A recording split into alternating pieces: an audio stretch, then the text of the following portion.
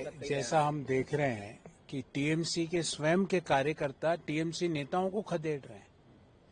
आप ये सोचिए कि कितना भयंकर 15 साल तक माँ, माटी और मानुष के नाम पर बंगाल के लोगों के साथ धोखा हुआ होगा। ये लोग टीएमसी के कार्यकर्ता है।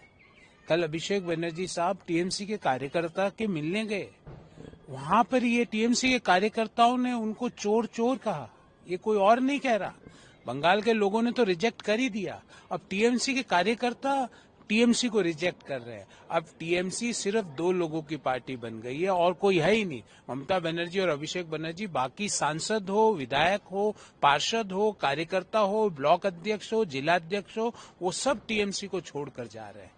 ये जो भय, आतंक, अराजकता और तानाशाही के 15 साल के बंगाल का मॉडल है, उससे बंगाल के लोग कितना त्रस्त थे।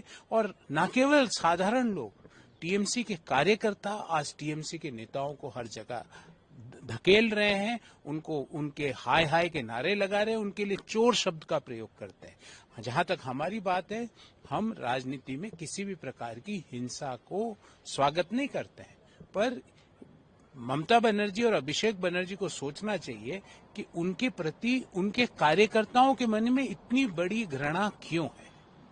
लेकिन सर, आरोप तो सीधे बीजेपी पर तृणमूल कांग्रेस का ये प्रदर्शन। अरे भाई, जो लोग आरोपी पकड़े भी गए वो भी टीएमसी के कार्यकर्ता निकल रहे हैं।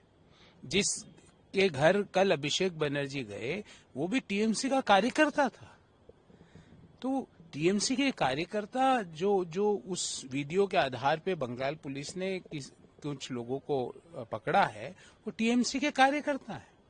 तो टीएमसी के कार्यकर्ता टीएमसी के नेताओं को धकेल रहे हैं, उनको चोर चोर के उद्बोधन कर रहे हैं।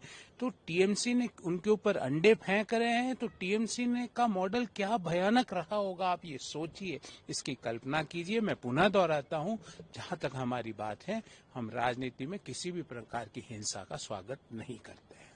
उधर सर, आईएमएफ और वर्ल्ड बैंक की रिपोर्ट की बात करें तो ये इशारा मिलता है कि चेतावनी एक है कि जो ईंधन के प्राइस जो उसको लेकर, देखिए, जियो पॉलिटिकल कॉन्फ्लिक्ट से पूरी दुनिया की सप्लाई चेन में डिसरप्शन आया है। भले वो स्ट्रेट ऑफ हॉर्मुज का डिसरप्शन हो, क्योंकि दुनिया का लगभग 20-25% जो क्रूड ऑयल है वो उधर से मूव करता है, और उसके डिसरप्शन से एक लॉजिस्टिक सप्लाई चेन का एक बड़ा डिसरप्शन हुआ है। दुनिया का हर देश इससे प्रभावित हो रहा है। पर आईएमएफ, उसी एजेंसी का एक और हवाला दे रहा हूं कि इतने जियोपॉलिटिकल कॉन्फ्लिक्ट के बावजूद भारत की अर्थव्यवस्था अगले 3 साल तक 6.5% से ग्रो करेगी। ये आईएमएफ का ही अनुमान है।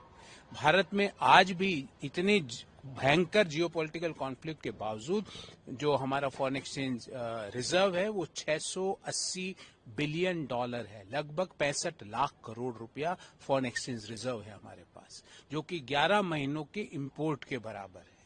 भारत की जो इकोनॉमी का जो इन्फ्लेशन है वो लगभग, रिटेल इन्फ्लेशन अप्रैल माह में 3.8% रहा और फूड इन्फ्लेशन 4.2% पर है। तो हम low inflation, high growth with big amount of foreign exchange reserve, हमारी इकोनॉमी इसलिए हम कहते हैं हमारी इकोनॉमी रेजिलिएंट है, स्ट्रॉन्ग फंडामेंटल पर खड़ी है, और जो कंजम्पशन ड्रिवन जो हमारी ग्रोथ स्टोरी है वो आगे चलती रहेगी। तो कोई पैनिक की, हमारी अर्थव्यवस्था पे कोई पैनिक होने की कोई जरूरत नहीं है। हम पूरी स्थिति को देख रहे हैं, उसको समझ रहे हैं, और हमारी इकोनॉमी मोदीनॉमिक्स की नीतियों के कारण रेजिलिएंट है और फंडामेंटली स्ट्रॉन्ग है।